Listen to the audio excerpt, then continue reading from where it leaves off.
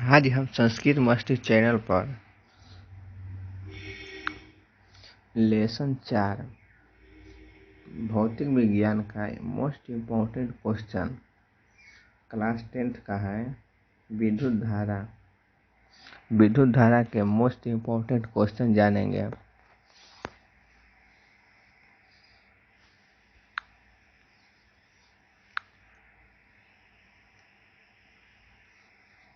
तो प्रश्न संख्या 1 है, आवेश क्या है?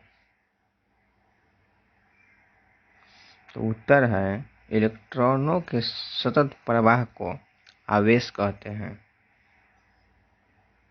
इसे Q द्वारा सूचित किया जाता है। इसका एसआई मात्रक जो है कूलाम होता है।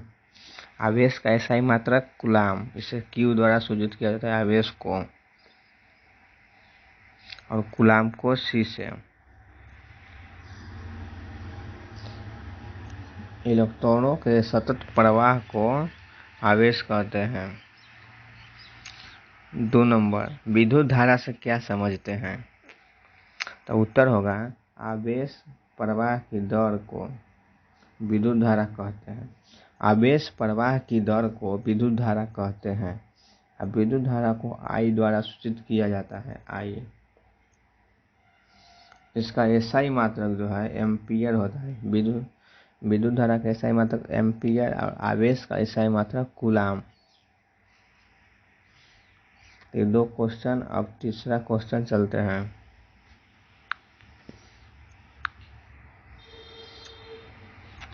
तीन नंबर है, एम्पियर को परिभाषित करें। एम्पियर किसे कहते हैं, उसे परिभाषित करना है। अगर किसी चालक से 1 सेकंड में 1 कूलाम आवेश प्रवाहित होता है, अगर किसी चालक से 1 सेकंड में 1 कूलाम आवेश प्रवाहित होता है, तो चालक से प्रवाहित विद्युत धारा 1 एम्पियर कही जाती है। विद्युत धारा का एसआई मात्रक एम्पियर होता है। तो उसी का है कि अगर किसी चालक से 1 सेकंड में 1 कूलाम आवेश प्रवाहित होता है, तो चालक से प्रवाहित विद्युत धारा 1 एम्पियर कही जाती है। अब 4 नंबर देखिए, चालक, अचालक, अर्धचालक तथा अतिचालक से क्या समझते हैं? तो चालक क्या किसे कहते हैं? तो वैसे पदार्थ जिनसे होकर विद्युत धारा प्रवाहित होती है उसे चालक कहते हैं। जो सभी लोग आप लोग जानते हैं, जैसे लोहा हो गया, एल्युमिनियम हो गया, कॉपर, चांदी, ये सभी सब चालक पदार्थ हैं। वैसे पदार्थ जिनसे होकर विद्युत धारा प्रवाहित होती है उसे चालक कहते हैं। अचालक, वैसे पदार्थ जिनसे होकर विद्युत धारा प्रवाहित नहीं होती है उसे अचालक कहते हैं। इसमें विद्युत धारा प्रवाहित नहीं होगी। वैसे पदार्थ जिनसे होकर विद्युत धारा प्रवाहित नहीं होती है उसे अचालक कहते हैं। इसमें हो जाएगा प्लास्टिक, कांच, सल्फर, रबर आदि, ये सभी अचालक के उदाहरण हैं। अब चलते हैं अर्धचालक किसे कहते हैं। तो अर्धचालक वैसे पदार्थ जिसकी चालकता चालक और अचालक के मध्य हो उसे अर्धचालक कहते हैं। इसमें जिसकी चालकता जो है चालक और अचालक के बीच में हो उससे अर्धचालक कहते हैं। जैसे जर्मेनियम हो गया, सिलिकॉन हो गया, ये सभी अर्धचालक धातु हैं। अब अतिचालक कह रहा है वैसे पदार्थ जिनमें अति निम्न दाब पर बिना किसी प्रतिरोध के विद्युत धारा प्रवाहित होती है उसे अतिचालक कहते हैं। जैसे पारा, ये पारा जो है अतिचालक है।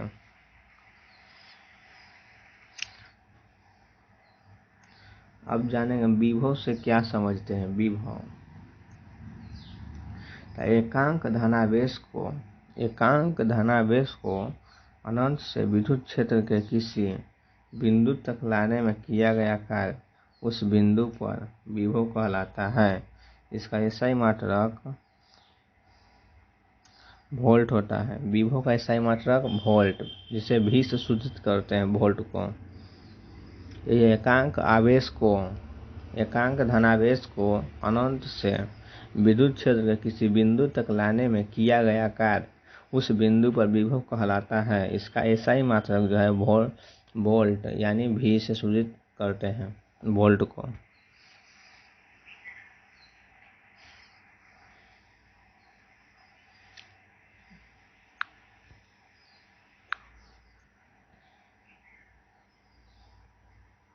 पाँच नंबर विभवांतर क्या है? उठा पिछले वाला क्वेश्चन विभव क्या है, ये है विभवांतर क्या है।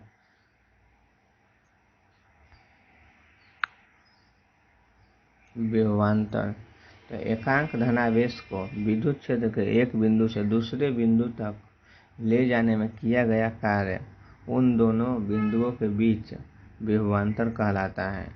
इसे V द्वारा सूचित किया जाता है। इसका SI मात्रक वोल्ट होता है। इसका भी SI मात्रक वोल्ट, और विभव का भी वोल्ट होता है।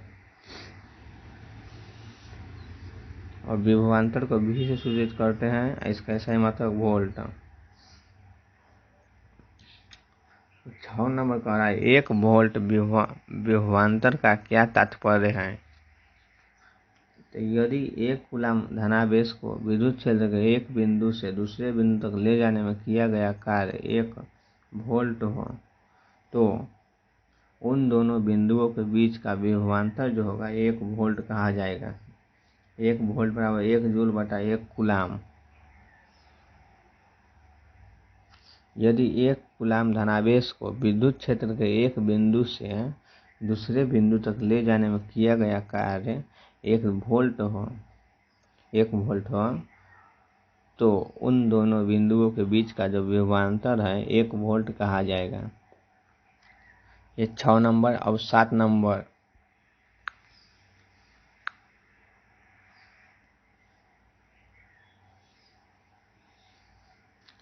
7 नंबर विद्युत परिपथ से क्या समझते हैं? विद्युत परिपथ जिस पथ से होकर विद्युत धारा प्रवाहित होती है, जिस पथ से होकर विद्युत धारा प्रवाहित होती है उसे विद्युत परिपथ कहते हैं। हम सिंपल सा सवाल है। जिस पथ से होकर विद्युत धारा प्रवाहित होती है उसे विद्युत परिपथ कहते हैं। 8 नंबर प्रतिरोध से क्या समझते हैं? प्रतिरोध, ये बहुत बढ़िया क्वेश्चन है। भी आई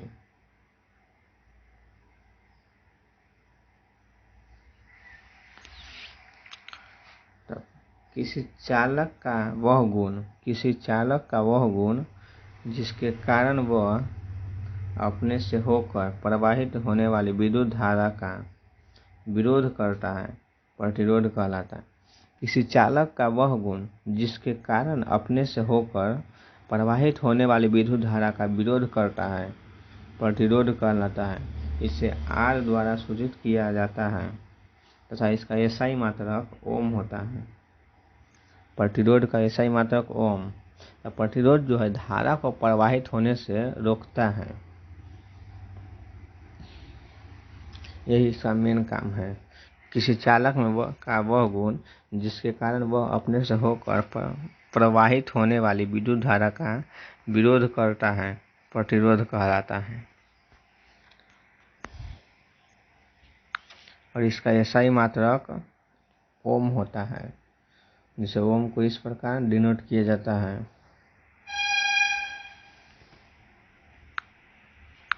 अब 9 नंबर का है किसी चालक का प्रतिरोध किन बातों पर निर्भर करता है? किसी चालक का प्रतिरोध जो है किन बातों पर निर्भर करता है? तो उत्तर हुआ किसी चालक का प्रतिरोध निम्नलिखित बातों पर निर्भर करता है। उसके बाद पहला, चालक की लंबाई पर, यानी जो वस्तु है चालक वस्तु उसकी लंबाई पर निर्भर करता है उसका प्रतिरोध। चालक तार की लंबाई जो है बढ़ने पर प्रतिरोध भी बढ़ता है। सेकेंड नंबर है चालक के ताप पर। तो ताप बढ़ने पर प्रतिरोध बढ़ता है। थर्ड है चालक के अनुप्रस्थ परिच्छेद के क्षेत्रफल पर। तो चालक के अनुप्रस्थ परिच्छेद के क्षेत्रफल बढ़ने पर प्रतिरोध घटता है। और 4 नंबर है चालक पदार्थ की प्रकृति पर। ये कुछ कंडीशन था, उसका प्रतिरोध किन किन बातों पर निर्भर करता है। 10 नंबर देखिए, विशिष्ट प्रतिरोध या प्रतिरोधकता क्या है। विशिष्ट प्रतिरोध या प्रतिरोधकता, तो चालक पदार्थ के इकाई अनुप्रस्थ परिच्छेद वाले इकाई लंबाई के खंड का प्रतिरोध उसका विशिष्ट प्रतिरोध कहलाता है। चालक पदार्थ के इकाई अनुप्रस्थ परिच्छेद वाले इकाई लंबाई के खंड का प्रतिरोध उसका विशिष्ट प्रतिरोध कहलाता है। इसे रो, जो डिनोट है रो, इसको कहते हैं, रो द्वारा सूचित किया जाता है प्रतिरोध को, प्रतिरोधकता को। प्रतिरोध को एसआई मात्रक ओम है और प्रतिरोधकता को रो से सूचित करते हैं और इसका एसआई मात्रक ओम मीटर होता है। ओम नहीं होता है, ओम मीटर होता है। प्रतिरोधकता का एसआई मात्रक ओम मीटर और प्रतिरोध का एसआई मात्रक ओम। अब प्रतिरोधकता को रो से सूचित करते हैं, रो बराबर ओम मीटर, इसका ऐसे हो जाता है।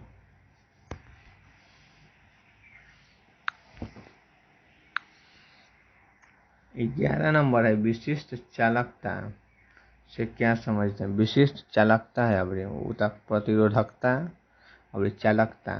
तो विशिष्ट प्रतिरोध के प्रतिलोम को विशिष्ट चालकता कहते हैं। प्रतिलोम यानी उल्टा, विशिष्ट प्रतिरोध के उल्टे को प्रतिलोम को विशिष्ट चालकता कहते हैं।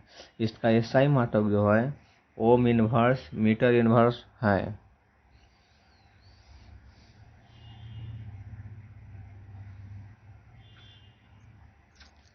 विशिष्ट चालकता का एसआई मात्रक पूछेगा तो ओम इनवर्स मीटर इनवर्स।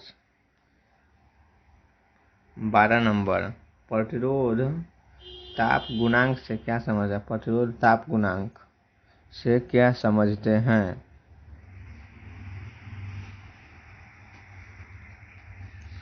तो 1 डिग्री सेल्सियस, ये जो है 1 डिग्री सेल्सियस ताप में परिवर्तन से होकर चालक पदार्थ के प्रतिरोध में होने वाले भिन्नात्मक परिवर्तन को प्रतिरोध ताप गुणांक कहते हैं। इसे अल्फा द्वारा सूचित किया जाता है, अल्फा से, और अल्फा बराबर RT प्लस R0 बटा में R0 इंटू टी। कह रहा है 1 डिग्री सेल्सियस ताप में परिवर्तन से किसी चालक पदार्थ के प्रतिरोध में होने वाले भिन्नात्मक परिवर्तन को प्रतिरोध ताप गुणांक कहते हैं। इसे अल्फा द्वारा सूचित किया जाता है और अल्फा बराबर RT प्लस R0 बटा में R0 plus T, R0 into T. ये 12 नंबर। अब 13 नंबर देखते हैं।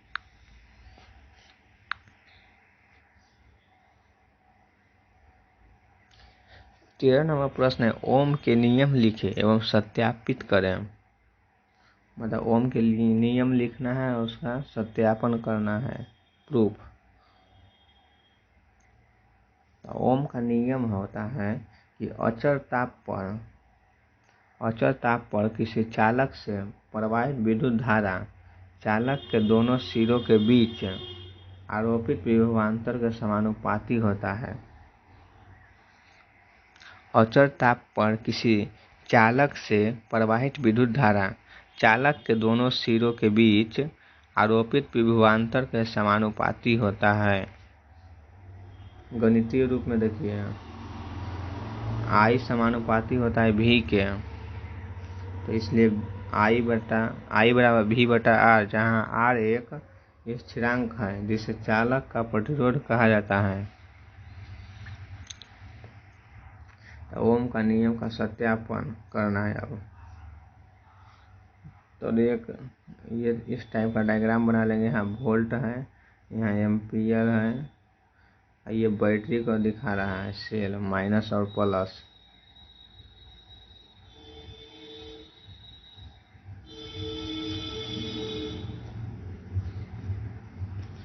तो अब लिखना है किसी तार के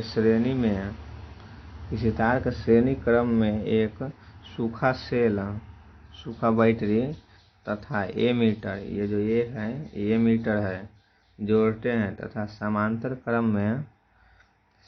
में एक वोल्ट मीटर जोड़ रहे हैं। ये वोल्ट मीटर है नीचे ये डायग्राम में। एमीटर से विद्युत धारा तथा वोल्ट मीटर से विभवांतर, यही कारण ओम के नियम फिर से बता देना। अचर ताप पर किसी चालक से प्रवाहित विद्युत धारा चालक के दोनों सिरों के बीच आरोपित विभवांतर के समानुपाती होता है। ऐसा गणितीय रूप में देखें तो आई समानुपाती होता है भी के। तो आई बराबर जो हो जाएगा V बटा R, जहाँ R एक स्थिरांक है जिसे चालक का प्रतिरोध कहते हैं। और ओम के नियम का सत्यापन के लिए ये एमीटर है, ये वोल्ट मीटर है, ये सेल है, सूखा सेल यानी बैटरी कहते हैं इसको। तो किसी तार के श्रेणी क्रम में एक सूखा सेल जोड़ेंगे तथा एमीटर जोड़ेंगे तथा समांतर क्रम में एक वोल्ट मीटर जोड़ते हैं। हम आगे बताएंगे श्रेणी क्रम और समांतर क्रम क्या होता है, डायग्राम से समझ जाएंगे। श्रेणी क्रम को उसी में जोड़ते हैं और समांतर क्रम को उसको नीचे लटका कर जोड़ते हैं। तो एक वोल्ट मीटर जोड़ते हैं समांतर क्रम में, और ए मीटर से विद्युत धारा तथा वोल्ट मीटर से विभवांतर मापते हैं। ए मीटर से विद्युत धारा मापेंगे और वोल्ट मीटर से विभवांतर मापेंगे। उसके बाद परिपथ में बारी बारी से 1 2 3 4 सूखे सेल को जोड़ कर प्रत्येक स्थिति में विद्युत धारा तथा विभवांतर मापते हैं। आंकड़ों से हमें ज्ञात होता है कि यदि विद्युत धारा दुगुनी होती है तो विभवांतर भी दुगुना हो जाता है। यदि विद्युत धारा दुगुनी होती है तो विभवांतर भी दुगुना हो जाता है। इससे यह निष्कर्ष निकलता है कि चालक तार से प्रवाहित विद्युत धारा उनके सिरों के बीच आरोपित विभवांतर के समानुपाती होता है। और परिपथ में बारी बारी से 1 2 3 4 सूखे सेल को ऐसी 4 5 6 7 ऐसे कर सकते हैं। सूखे सेल को जोड़कर प्रत्येक स्थिति में विद्युत धारा तथा विभवांतर मापते हैं। आंकड़ों से हमें ज्ञात होता है कि यदि विद्युत धारा दुगुनी होती है तो विभवांतर भी दुगुना हो जाता है। इससे यह निष्कर्ष निकलता है कि चालक तार से प्रवाहित विद्युत धारा उनके सिरों के बीच आरोपित विभवांतर के समानुपाती होता है। इसलिए विद्युत धारा दुगुना तो विभवांतर भी दुगुना हो जाता है। तब है कि विभवांतर को एक अक्ष पर और उसके संगत विद्युत धारा को लेकर जब हम ग्राफ खींचते हैं तो हमें एक सरल रेखा प्राप्त होता है जिससे ओम के नियम का सत्यापन हो जाता है। देखिए इधर विद्युत धारा रख दिए, इधर विभवांतर, ये x है, यह y है, और ये एक सरल रेखा प्राप्त हो गया है। ओम का नियम का सत्यापन हो गया। अब अगले प्रश्न की ओर चलते हैं। 14वां प्रश्न है, ओम के नियम में ताप को अचर क्यों रखा जाता है? ताप को अचर क्यों रखा जाता है? तो चालक का प्रतिरोध ताप बदलने से बदलता है। चालक का प्रतिरोध जो है ताप बदलने से बदल जाता है। तो प्रतिरोध के बदलने से विद्युत धारा का सही मान नहीं प्राप्त होता है। यही कारण है कि ओम के नियम में ताप को अचर रखा जाता है। समझ गए? चालक का प्रतिरोध ताप बदलने से बदल जाता है। प्रतिरोध के बदलने से विद्युत धारा का सही मान नहीं प्राप्त होता है। यही कारण है कि ओम के नियम में ताप को अचल रखा जाता है। चलिए 14वां प्रश्न हो गया। अब 15वां प्रश्न देखते हैं। 15 नंबर, विभव और विभवांतर में अंतर स्पष्ट करें। विभव क्या है और विभवांतर, दोनों में अंतर स्पष्ट करना है। तो एक तरफ हम विभव लिख देंगे और दूसरी तरफ विभवांतर लिख देंगे और बीच में एक रेखा खींच देंगे। और सर पहला पॉइंट है इसका कि एकांक धनावेश को अनंत से विद्युत क्षेत्र के किसी बिंदु तक लाने में किया गया कार्य उस बिंदु पर विभव कहलाता है। एकांक धनावेश को अनंत से विद्युत क्षेत्र के किसी बिंदु तक लाने में किया गया कार्य उस बिंदु पर विभव कहलाता है। और सेकंड पॉइंट है इसका कि विभव बराबर कार्य बटा समय होता है। विभव बराबर कार्य बटा समय। और विभवांतर में देखिए, एकांक धनावेश को विद्युत क्षेत्र के एक बिंदु से दूसरे बिंदु तक ले जाने में किया गया कार्य उन दोनों बिंदुओं के बीच विभवांतर कहलाता है। एकांक धनावेश को विद्युत क्षेत्र के एक बिंदु से दूसरे बिंदु तक ले जाने में किया गया कार्य उन दोनों बिंदुओं के बीच विभवांतर कहलाता है। विभवांतर बराबर होता है विद्युत धारा गुना प्रतिरोध।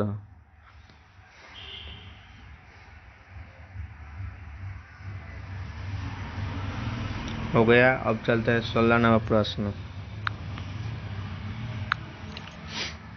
हाँ, तो 16 नंबर प्रश्न है, सेल या बैटरी से क्या समझते हैं। सेल या बैटरी से क्या समझते हैं। तो सेल एक ऐसी युक्ति है जो रासायनिक ऊर्जा को विद्युत ऊर्जा में बदलती है। सेल एक ऐसी युक्ति है जो रासायनिक ऊर्जा को विद्युत ऊर्जा में बदलती है। सेल और सेलों के समूहित व्यवस्था को बैटरी कहते हैं। जैसे एक बैटरी में देखिएगा, ऐसे लंबे लंबे ढेर सा डाला रहता है सेल। तो ये सेलों के सामूहिक व्यवस्था को, बहुत सारे सेल को सामूहिक करके डाला रहता है, तब बैटरी कहते हैं। और सेल ऐसी युक्ति है जो रासायनिक ऊर्जा को विद्युत ऊर्जा में बदलती है। जो पूछ देगा रासायनिक ऊर्जा को विद्युत ऊर्जा में बदलती है वह क्या है, तो सेल है। अब 17 नंबर देखिए, ए मीटर तथा वोल्ट मीटर से क्या समझते हैं। ए मीटर और वोल्ट मीटर से क्या समझते हैं। तो ए मीटर विद्युत धारा मापने का यंत्र है। ए मीटर जो है विद्युत धारा मापेगा तथा वोल्ट मीटर विभवांतर मापने का यंत्र है। ए मीटर विद्युत धारा मापने का यंत्र है तथा वोल्ट मीटर विभवांतर मापने का यंत्र है।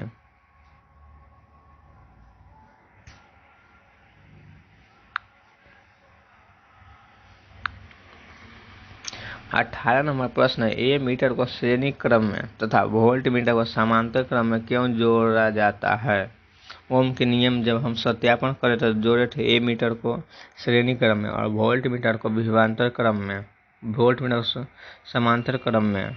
तो ऐसा क्यों जोड़ा जाता है, इसमें इस 18 नंबर प्रश्न में जान जाएंगे।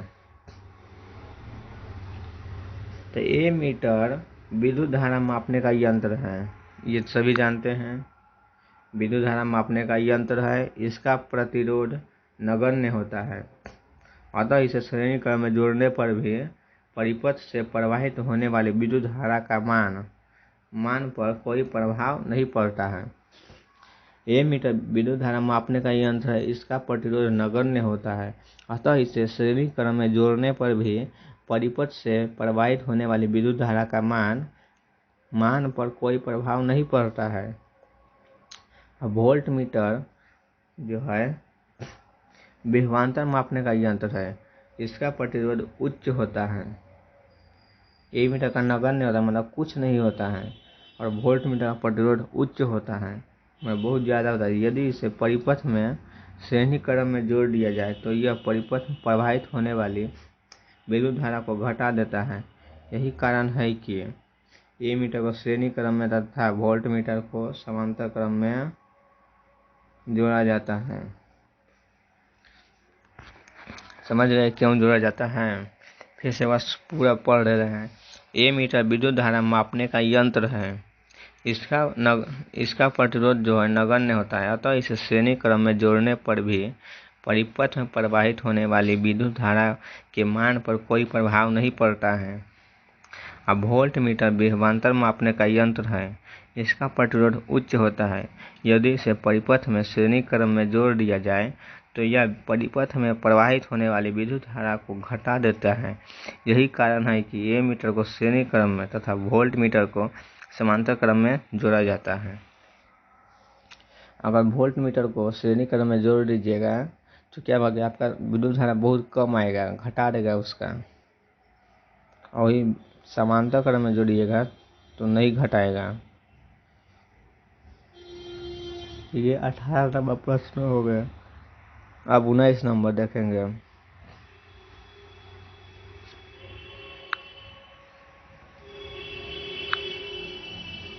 उन्नीस नंबर है ए मीटर तथा वोल्ट मीटर में अंतर स्पष्ट करें।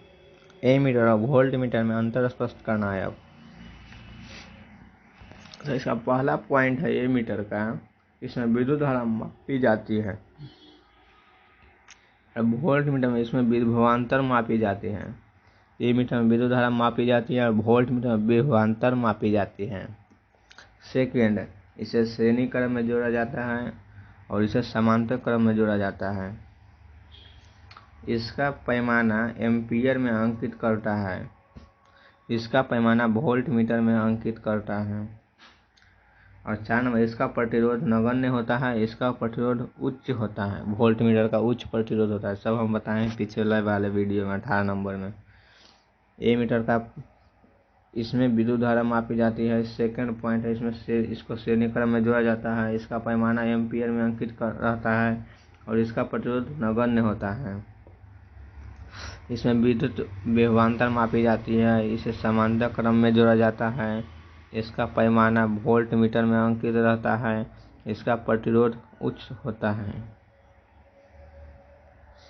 यह था 19 नंबर।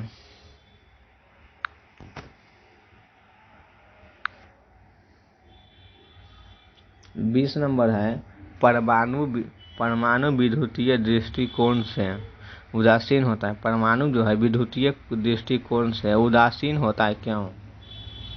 जो परमाणु जो है वो विद्युतीय दृष्टिकोण से, विद्युत के दृष्टि से उदासीन होता है। क्यों? तो किसी परमाणु में इलेक्ट्रॉन और प्रोटॉन की संख्या समान होती है। इलेक्ट्रॉन और प्रोटॉन की संख्या जो है समान होती है। हम जानते हैं कि एक इलेक्ट्रॉन पर जितना ऋण आवेश होता है उतना ही धन आवेश एक प्रोटॉन पर होता है। अतः किसी परमाणु में धन आवेश और ऋण आवेश परिणाम में बराबर होते हैं।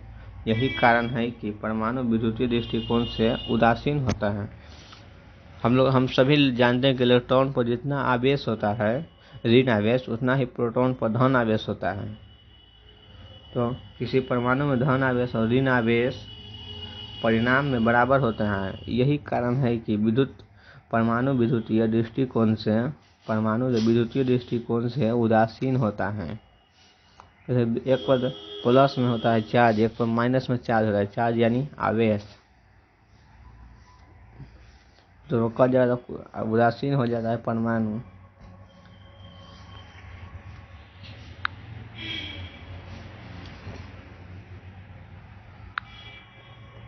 इक्कीस नंबर, प्रतिरोधों के संयोजन या समूहन से क्या समझते हैं? यह कितने प्रकार का होता है? प्रतिरोध का आप संयोजन करना है। संयोजन या समूहन दोनों एक ही बात होता है। तो प्रतिरोधों का संयोजन या समूहन से क्या समझते हैं? यह कितने प्रकार का होता है? तो उत्तर होगा 2 या 2 से अधिक प्रतिरोध को एक दूसरे को कोई विधियों द्वारा जोड़ा जाता है। इसे प्रतिरोधों का समूहन या संयोजन कहते हैं। 2 या 2 से अधिक प्रतिरोधों को एक दूसरे को कई विधियों द्वारा जोड़ा जाता है। जैसे 2 को ले लिए, 2 या 2 से अधिक प्रतिरोध को एक दूसरे को कई विधियों द्वारा जोड़ा जाता है। इसे प्रतिरोधों का समूहन या संयोजन कहते हैं। यह दो प्रकार का होता है। प्रतिरोध का जो संयोजन या समूहन जो है दो प्रकार का होता है। पहला होता है श्रेणी क्रम संयोजन और दूसरा समांतर क्रम या पार्श्वबद्ध संयोजन। समांतर क्रम को ही दूसरा नाम है पार्श्वबद्ध संयोजन। और पहला है श्रेणी क्रम संयोजन, दूसरा है समांतर क्रम या पार्श्वबद्ध संयोजन। ये दोनों जानेंगे।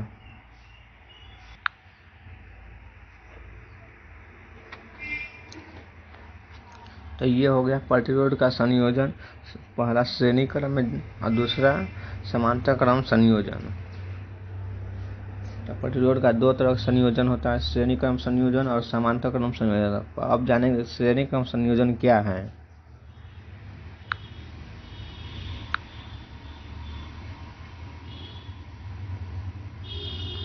तो श्रेणी क्रम संयोजन से क्या समझते हैं और इसके समतुल्य प्रतिरोध के लिए व्यंजक ज्ञात करें। मतलब श्रेणी क्रम संयोजन का जो समतुल्य प्रतिरोध होता है सब वो उसका व्यंजक ज्ञात करना है।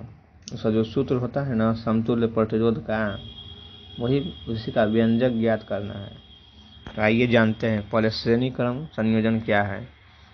तो अनेक प्रतिरोधों को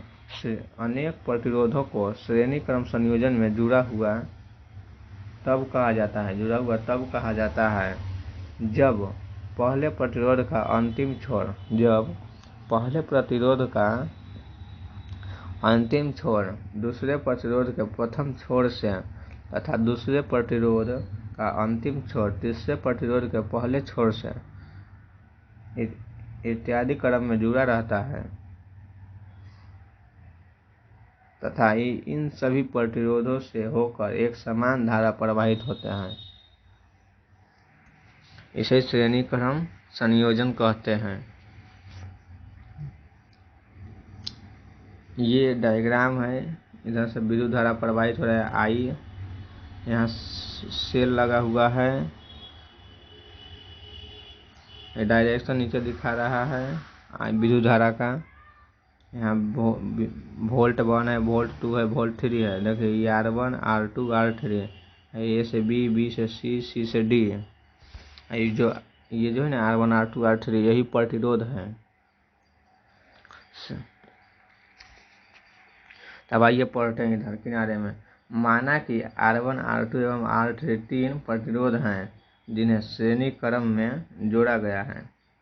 उनसे होकर एक समान धारा I प्रवाहित हो रही है एवं समान यानी बराबर। तो A और B के बीच का विभवांतर V1, B और C के बीच का विभवांतर V2, C और D के बीच का विभवांतर जो है V3 है। इतना समझ में आ गया। देखिए एक बार फिर से जानते हैं। अनेक प्रतिरोधों को श्रेणी क्रम संयोजन में जुड़ा हुआ तब कहा जाता है जब पहले प्रतिरोध का अंतिम छोर दूसरे प्रतिरोध का प्रथम छोर से, देखिए पहले प्रतिरोध का अंतिम छोर कहाँ है, बी के पास है, और दूसरे प्रतिरोध का प्रथम छोर भी बी के पास है, दोनों जुड़ा हुआ है। तो वही कह रहा है कि पहले प्रतिरोध का अंतिम छोर दूसरे प्रतिरोध का प्रथम छोर से तथा दूसरे प्रतिरोध का अंतिम छोर जो है तीसरे प्रतिरोध का पहले छोर, दूसरे प्रतिरोध का अंतिम छोर सी है के पास है और तीसरे प्रतिरोध का प्रथम छोर भी सी के पास है, दोनों जुड़ा हुआ है। छोर से इत्यादि क्रम में जुड़ा रहता है तो इन सभी प्रतिरोध से होकर एक समान धारा प्रवाहित होती है। और माना कि R1 R2 R3 तीन प्रतिरोध है जिसे श्रेणी क्रम में जोड़ा गया है। श्रेणी क्रम इसी प्रकार एकदम समान इसी प्रकार जोड़ा जाता है। श्रेणी क्रम में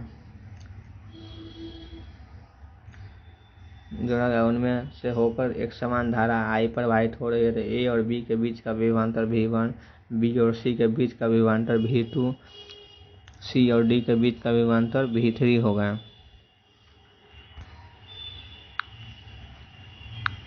तो अब ओम के नियम से V बराबर IR होता है ना, ओम के नियम से V बराबर IR।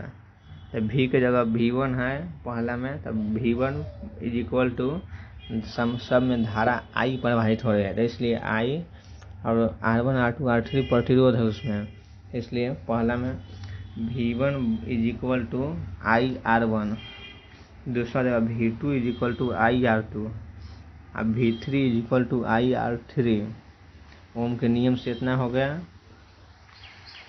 अब तीनों को V1 V2 V3 एक तरफ रख देंगे और उधर वाला एक तरफ, तब V1 plus V2 plus V3 बराबर जो है IR1 plus IR2 plus IR3। इस फर्स्ट सेकंड और थर्ड को जोड़ने पर समीकरण ये बना। तो V बराबर IR1 R2 R3। तो ये पूरा जो है V1 V2 V3 ये वोल्ट है, तो इसलिए सीधा इसको V लिखा गया और I कॉमन काटने पर R1 R2 R3। यदि समतुल्य या एकतुल्य प्रतिरोध R हो तो V बराबर IR सेकंड है समीकरण, और ये फर्स्ट समीकरण बना। फर्स्ट और सेकंड से देखिएगा तो इधर भी V है इधर भी V है, तो दोनों खत्म हो जाएगा और IR बराबर I इधर वाला किनारे वाला I कॉमन है R1 plus R2 plus R3।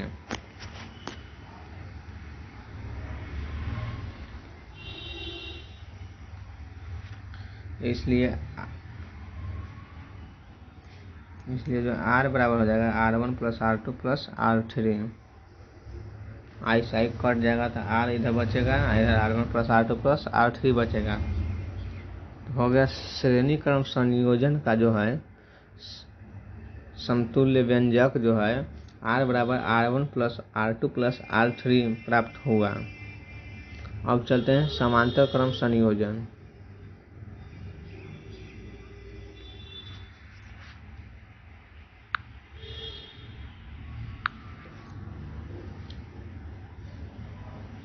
तो समांतर क्रम या पार्श्वबद्ध संयोजन से क्या समझते हैं? इसके लिए समतुल्य प्रतिरोध के लिए व्यंजक ज्ञात करें। इसे समतुल्य प्रतिरोध के लिए व्यंजक ज्ञात करें।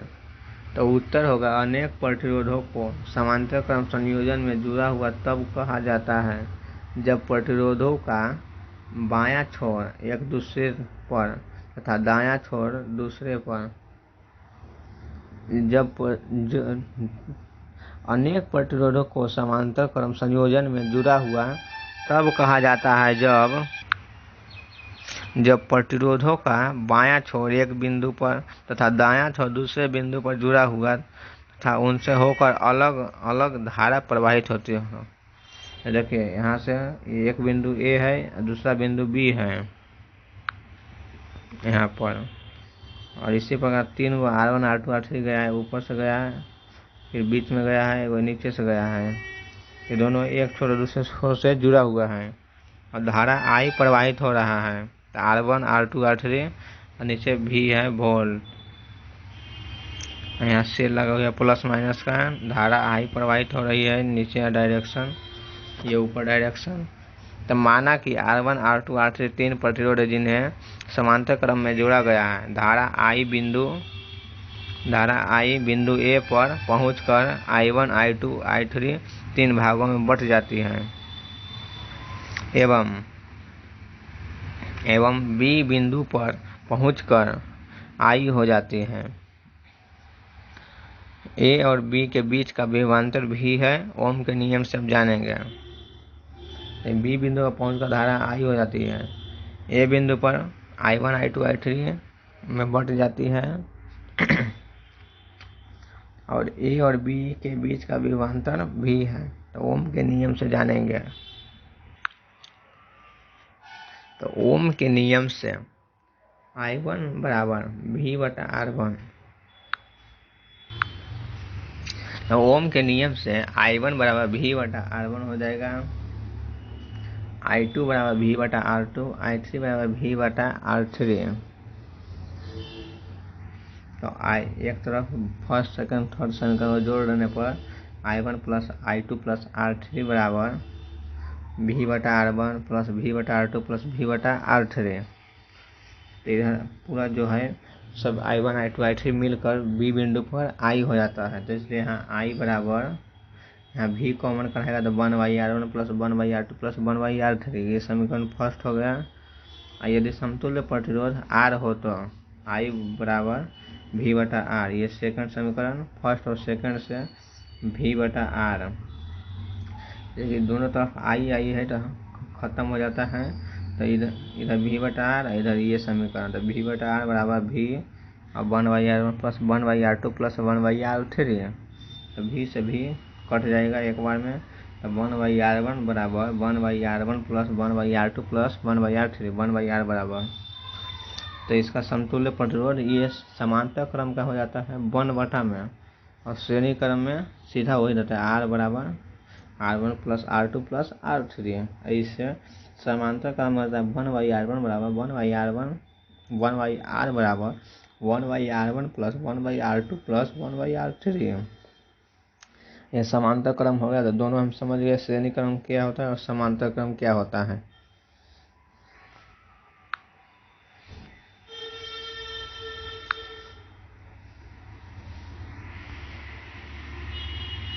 अब जानते हैं विद्युत धारा के ऊष्मीय प्रभाव से क्या समझते हैं। विद्युत धारा का ऊष्मीय प्रभाव, तो जब किसी चालक तार से होकर विद्युत धारा प्रवाहित की जाती है तो चालक तार गर्म हो जाता है, अर्थात विद्युत ऊर्जा से ऊष्मा ऊर्जा में रूपांतरण होता है। इसे ही विद्युत धारा का ऊष्मीय प्रभाव कहते हैं।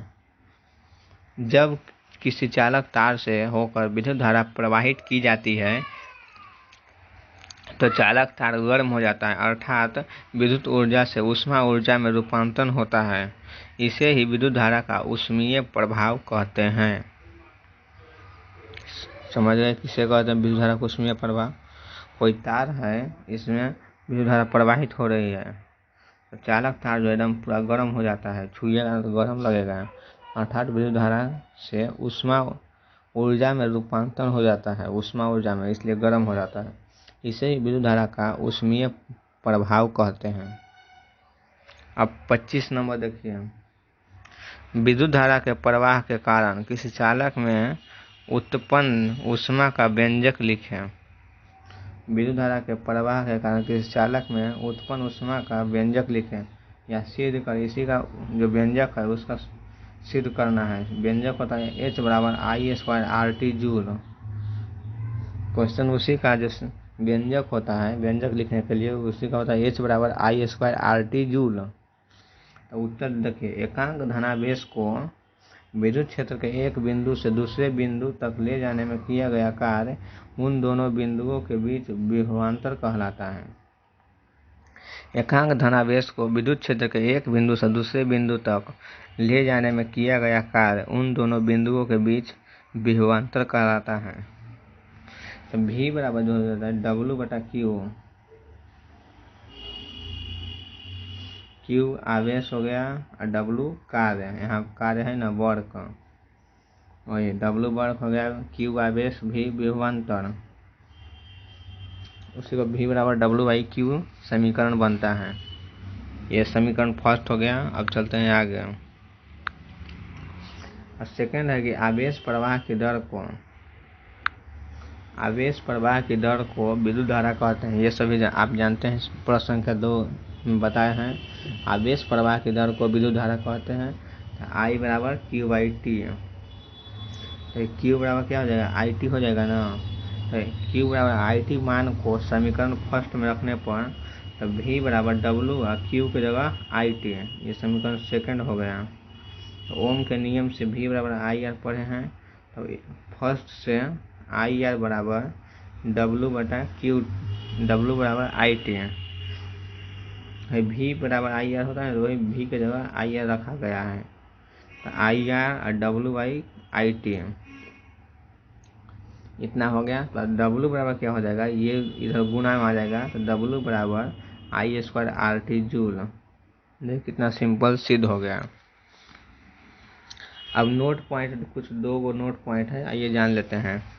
किसी चालक में विद्युत धारा प्रवाहित करने से जो कार्य किया जाता है, किसी चालक में विद्युत धारा प्रवाहित करने से जो कार्य किया जाता है वह प्रायः ऊष्मा के रूप में प्रकट होता है। इसलिए H बराबर I² RT जूल।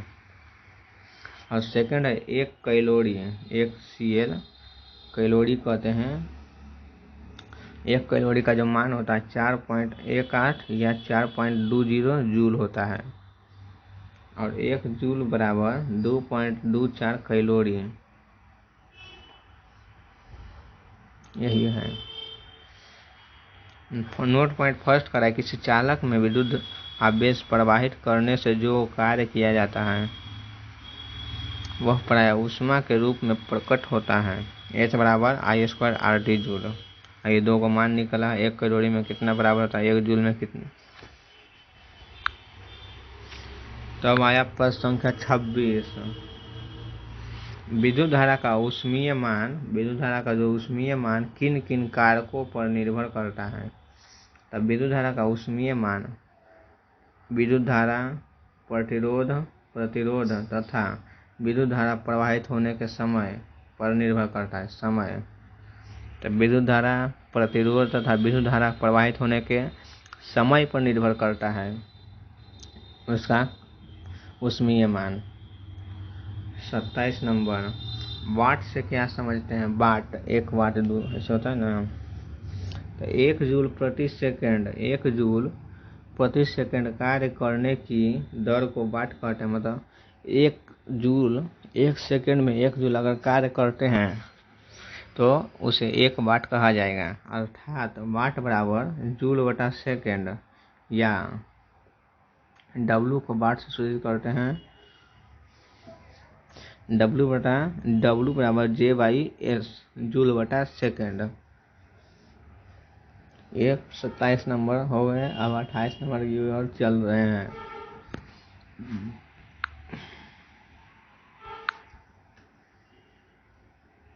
तो 28 नंबर है विद्युत शक्ति से क्या समझते हैं। विद्युत शक्ति, तो उत्तर होगा इकाई समय में, अर्थात 1 सेकंड। इकाई समय यानी 1 सेकंड। इकाई समय में अर्थात 1 सेकंड में जितनी विद्युत ऊर्जा का उपभोग होता है, जितनी विद्युत ऊर्जा का उपभोग होता है, उपभोग यानी उपयोग, उसे उपकरण में लगा विद्युतीय शक्ति कहते हैं। इकाई समय में अर्थात 1 सेकंड में जितनी विद्युत ऊर्जा का उपभोग होता है उसे उपकरण में लगा विद्युतीय शक्ति कहते हैं। इसे विद्युत शक्ति को P यानी पावर, शक्ति यानी पावर होता है ना, इसे P द्वारा सूचित किया जाता है, पावर, विद्युत शक्ति को। तथा विद्युत शक्ति का जो SI मात्रक होता है वाट होता है। वाट, W से सूचित करते हैं वाट को, तो SI मात्रक वाट होता है। और विद्युत शक्ति का फार्मूला देखिए, विभवांतर गुना विद्युत धारा, यानी P बराबर VI। अब जानते हैं, यदि इन पदों को मात्रक के रूप में व्यक्त किया जाए तो वाट बराबर वोल्ट गुना एम्पियर, अर्थात W बराबर V गुना I।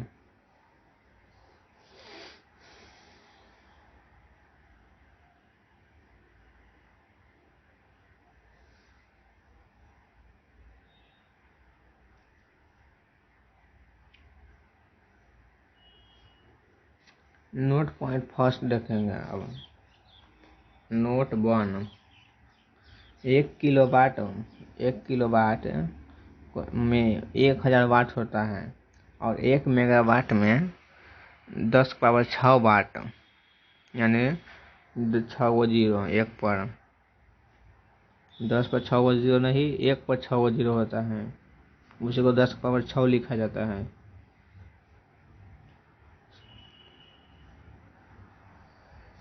अब नोट पॉइंट सेकेंड, विद्युतीय शक्ति जो है, विद्युतीय शक्ति का एक और व्यवहारिक मात्रक है जिसे अश्व शक्ति कहते हैं।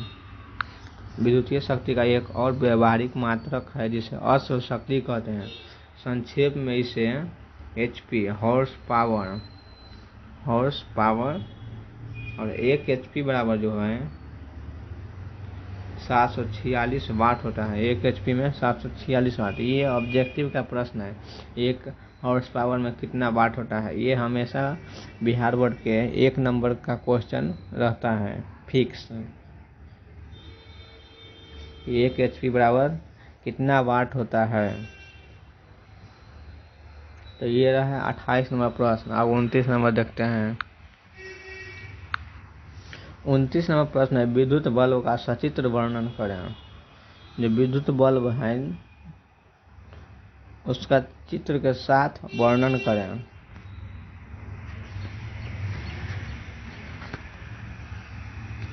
तो इधर है विद्युत बल्ब का चित्र।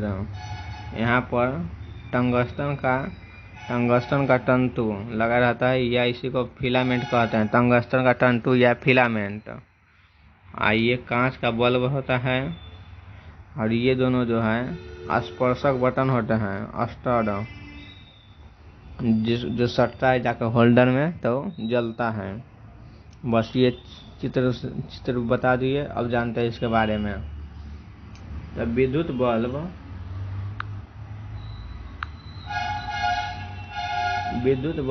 विद्युत धारा के ऊष्मीय प्रभाव पर कार्य करता है। विद्युत धारा का ऊष्मीय प्रभाव पर कार्य करता है विद्युत बल्ब। यह कांच का बना होता है, शीशे का। बल्ब के अंदर की हवा निकालकर उसमें निष्क्रिय गैस आर्गन भर दी जाती है। यदि बल्ब में सामान्य हवा भर दी जाए और फिलामेंट से विद्युत धारा प्रवाहित की जाए तो फिलामेंट गर्म होकर पिघल जाता है।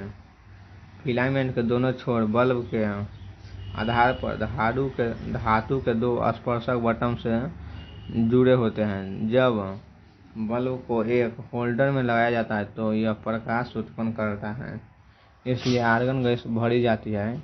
अगर सामान्य गैस भर दी जाए तो विद्युत धारा में प्रवाहित करने पर फिलामेंट गर्म होकर पिघल जाता है, और वही आर्गन गैस भरने पर फिलामेंट नहीं पिघलेगा।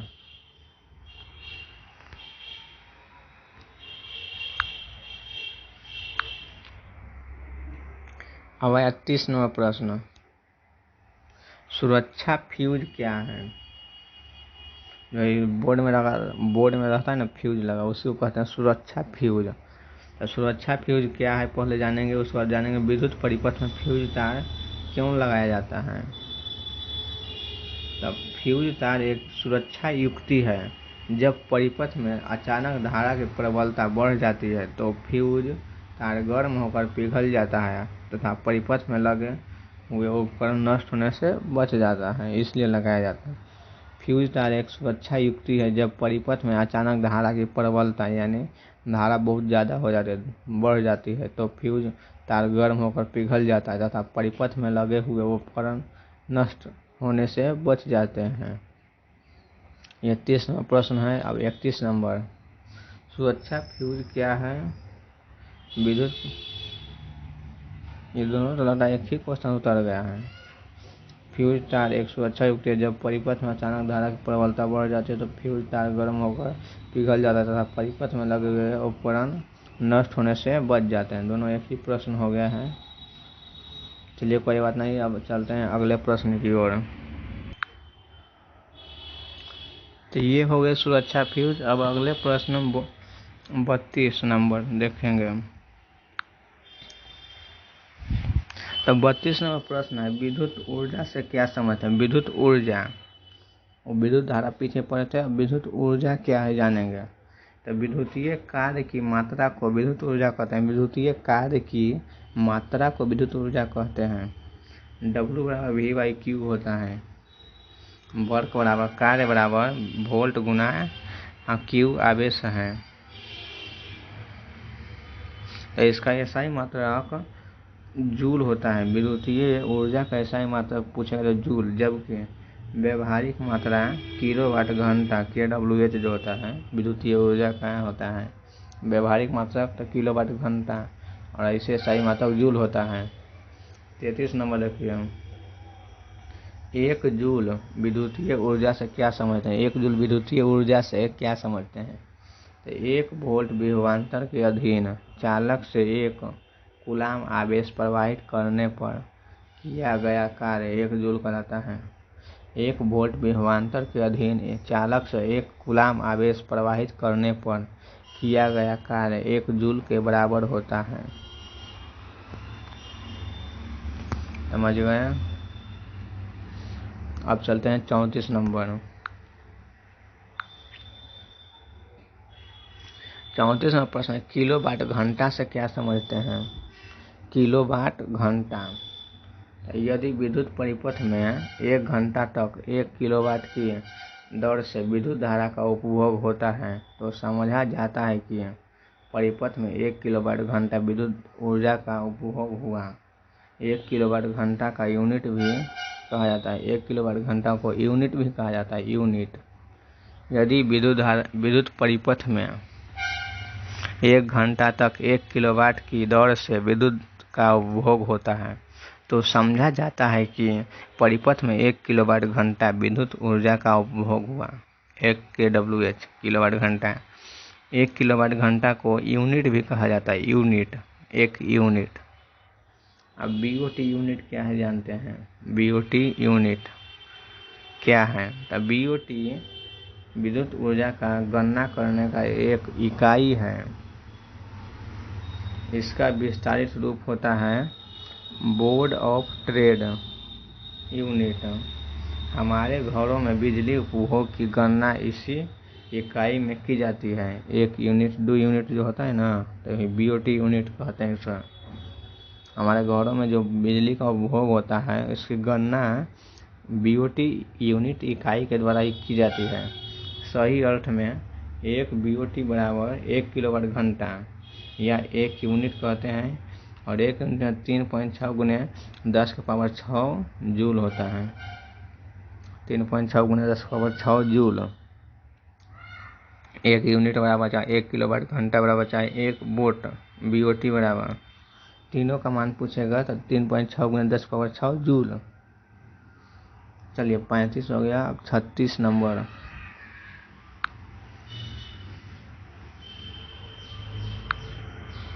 36 नंबर प्रश्न है, विद्युत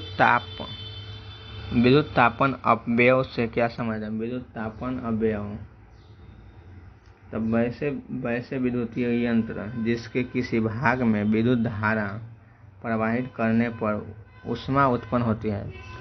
वैसे विद्युतीय यंत्र जिसके किसी भाग में विद्युत धारा प्रवाहित करने पर ऊष्मा उत्पन्न होती है उसे तापन अपव्यय कहा जाता है। वैसे विद्युतीय यंत्र एगो विद्युत यंत्र है, समझ गए, जिसके किसी भाग में विद्युत धारा प्रवाहित करने पर ऊष्मा उत्पन्न होती है उसे तापन अपव्यय कहते हैं।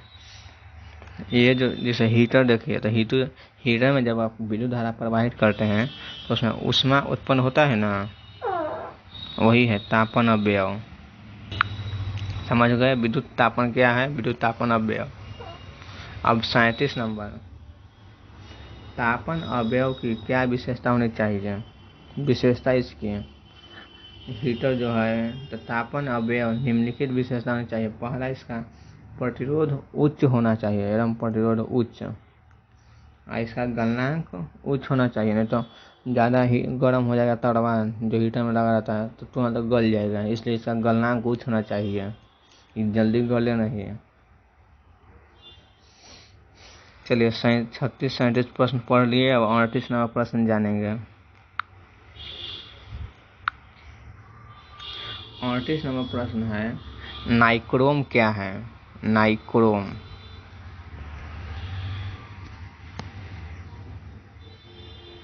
नाइक्रोम क्या है? इसके किस गुण के कारण इसका उपयोग विद्युत तापन उपकरण में किया जाता है? इसका क्या, कौन सा गुण के कारण इसका उपयोग विद्युत तापन उपकरण में किया जाता है? नाइक्रोम का उपयोग, तो नाइक्रोम निकेल, क्रोमियम तथा लोहा का मिश्र धातु है। कौन कौन मिला रहता है नाइक्रोम में? नाइक्रोम कहेगा तो निकेल, क्रोमियम और लोहा। निकेल क्रोमियम, नाइस नो से हो गया निकेल, क्रो से क्रोमियम, एगो लोहा रहता है, तो निकेल क्रोमियम लोहा का मिश्र धातु नाइक्रोम है। विद्युत तापन उपकरण में इसका उपयोग किया जाता है। तापन अपव्यय बताया है कि हीटर उटर जो है तापन अपव्यय है, क्योंकि इसकी प्रतिरोधकता तथा गलनांक दोनों उच्च होते हैं। जो हीटर में लगे रहते हैं तार वो नाइक्रोम रहते हैं। 3 गो मिश्र धातु लगे रहते हैं नाइक्रोम में, निकेल, क्रोमियम, लोहा, तीनों मिलाकर बनाया जाता है नाइक्रोम। अब 39 नंबर देखिए, फ्यूज तार की क्षमता का अनुमातांक से क्या समझते हैं? तो वह मान जिस पर धारा की प्रबलता पहुँचते ही फ्यूज तार गल जाता है। धारा ज़्यादा पहुँचते ही फ्यूज तार गल जाता है, उसे फ्यूज तार की क्षमता या अनुमातांक कहते हैं। घरेलू परिपथ में इसका मान 5 एम्पीयर होता है।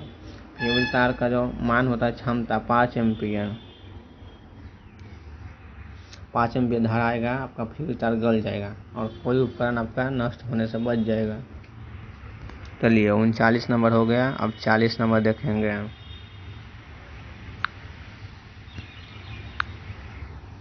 40 नंबर प्रश्न है, किसी चालक में प्रतिरोध क्यों उत्पन्न होता है? किसी चालक में प्रतिरोध क्यों उत्पन्न होता है?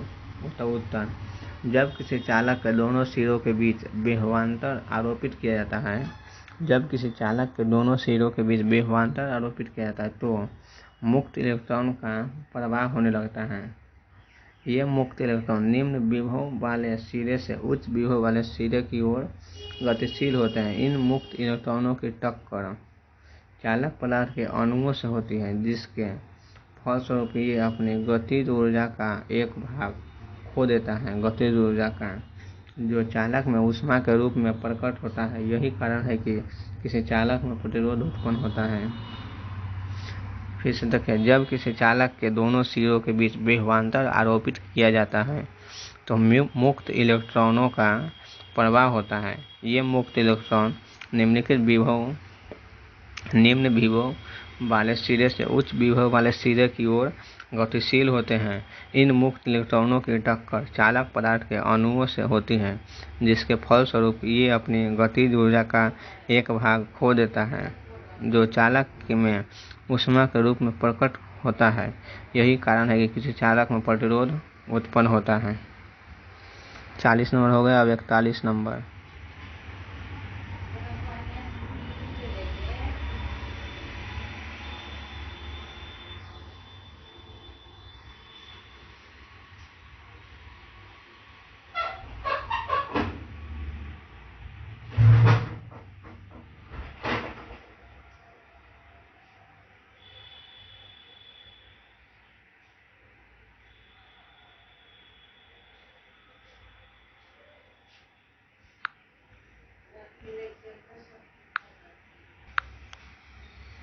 इकतालीस नंबर प्रश्न है कि विद्युत लैंप या बल्ब के तंतु का निर्माण में प्रायः एकमात्र टंगस्टन का ही उपयोग किया जाता है। जो बल्ब रहता है उसमें मात्र टंगस्टन का ही तंतु के रूप में प्रयोग किया जाता है। क्यों?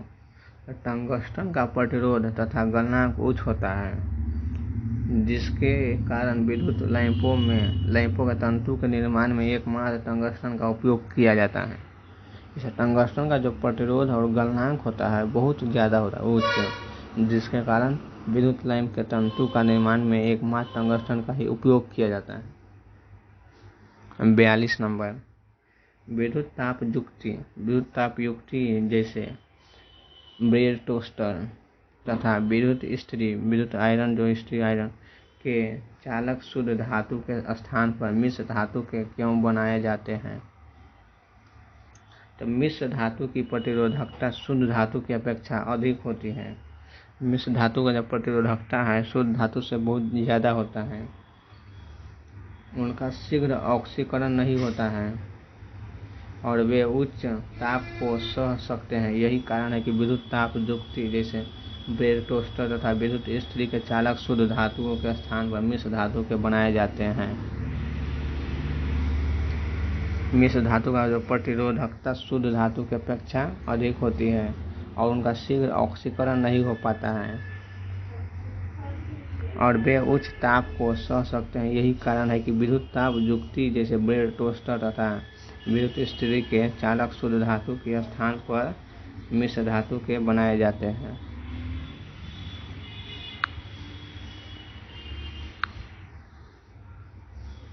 तैंतालीसवां प्रश्न, किसी तार का प्रतिरोध उनके अनुप्रस्थ कार्य के क्षेत्रफल में परिवर्तन के साथ किस प्रकार परिवर्तन होता है। किसी तार का प्रतिरोध उनकी अनुप्रस्थ कार्य के क्षेत्रफल में परिवर्तन के स्थान पर किस प्रकार का परिवर्तन होता है। तो तार के अनुप्रस्थ कार्य का क्षेत्रफल बढ़ाने पर प्रतिरोध घटता है और अनुप्रस्थ कार्य का क्षेत्रफल घटाने पर प्रतिरोध बढ़ता है। तार अनुप्रस्थ कार्य यानी इसकी मोटाई अगर ज़्यादा मोटा कीजिएगा तो इसका प्रतिरोध घट जाएगा और कम मोटा कीजिएगा तो प्रतिरोध, और ज़्यादा मोटा करने पर प्रतिरोध बढ़ेगा। नहीं, तार के अनुप्रस्थ कार्य के क्षेत्रफल बढ़ने पर प्रतिरोध घटता है तथा अनुप्रस्थ कार्य के क्षेत्रफल घटने पर प्रतिरोध बढ़ता है। जैसे छोटा तार लीजिए तो उसका प्रतिरोध ज़्यादा रहेगा और मोटा कर देंगे अनुप्रस्थ कार्य। 44 नंबर, विद्युत संचरण के लिए प्रायः एल्युमिनियम और कॉपर के तारों का उपयोग किया जाता है, क्यों। विद्युत संचरण के लिए प्रायः एल्युमिनियम और कॉपर के तारों का उपयोग किया जाता है, क्यों। तो कॉपर और एल्युमिनियम का प्रतिरोध कम होता है तथा ये विद्युत के अच्छे चालक होते हैं। कॉपर एल्युमिनियम विद्युत के अच्छे चालक हैं, इसलिए विद्युत संचरण के लिए कॉपर और एल्युमिनियम के तारों का उपयोग किया जाता है। इसका प्रतिरोध कम होता है और ये विद्युत के अच्छे चालक होते हैं, यही से विद्युत संचरण के लिए कॉपर और एल्युमिनियम के तारों का उपयोग किया जाता है। 44 हो गया। 45 नंबर, विद्युत धारा द्वारा प्रदत्त ऊर्जा की दर निर्धारण कैसे किया जाता है। अब विद्युत धारा द्वारा प्रदत्त ऊर्जा की दर का निर्धारण विद्युत शक्ति के रूप में किया जाता है। 46, किसी विद्युत हीटर की डोरी क्यों उत्तप्त नहीं होती जबकि उसका तापन अवयव उत्तप्त हो जाता है।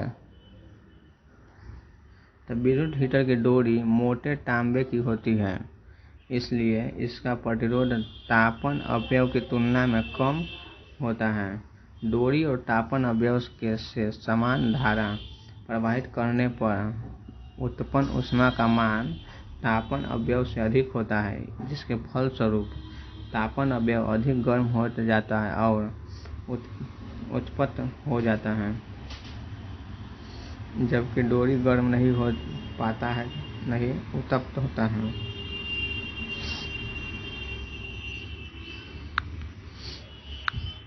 47वां प्रश्न है, उस युक्ति का नाम बताइए जो किसी चालक के सिरों पर विभवांतर बनाए रखने में सहायता रखती है। बैटरी।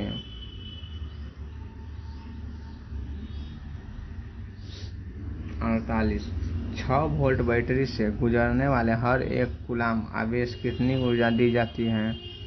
W/V/Q हो गया, 6 वोल्ट और 1 कूलाम तो 6 जूल ऊर्जा मिलेगा।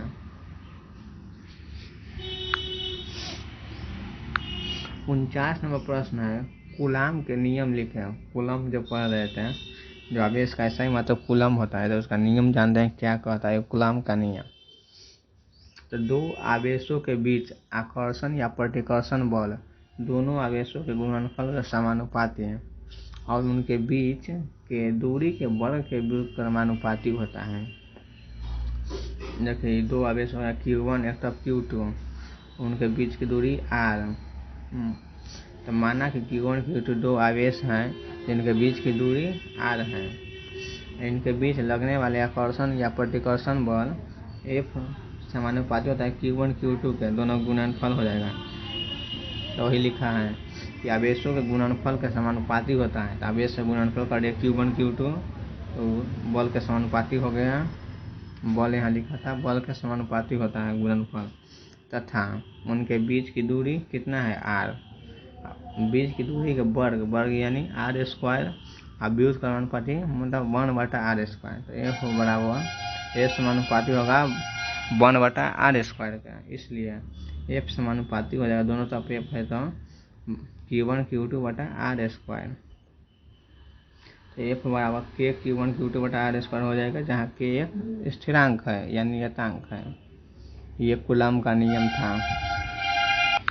तो 49वां प्रश्न हो गया और 2 प्रश्न बचे हैं। चलिए 50वां प्रश्न, विद्युत बल्ब में निष्क्रिय गैस भरी जाती है क्यों?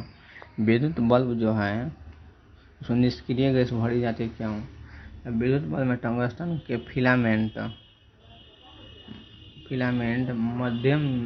माध्यम में विद्युत धारा प्रवाहित की जाए तो यह हवा के ऑक्सीजन से ऑक्सीकृत होकर भंगुर हो जाएगा और टूट जाएगा। इसलिए फिलामेंट को टूटने से बचाने के लिए कांच के बल्ब के अंदर की हवा को निकालकर निष्क्रिय गैस भर दी जाती है। जैसे गैसों को निम्न दाब पर भरा जाता है, जिससे कि संवहन द्वारा ऊष्मा की हानि न्यूनतम हो।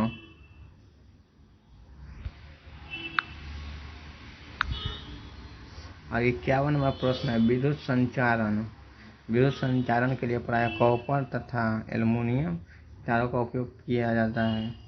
कॉपर तथा एल्युमिनियम विद्युत के अच्छे चालक हैं। कॉपर और एल्युमिनियम की प्रतिरोधकता कम होती है। जब तांबे और एल्युमिनियम के तारों में विद्युत प्रेषित होती है तो ऊष्मा के रूप में शक्ति का ह्रास बहुत कम होता है। तो ये थे कुल 51 प्रश्न। अब ऑब्जेक्टिव प्रश्न देखेंगे। समझ गए?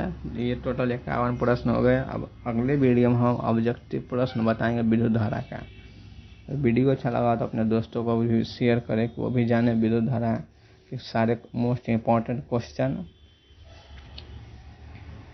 धन्यवाद।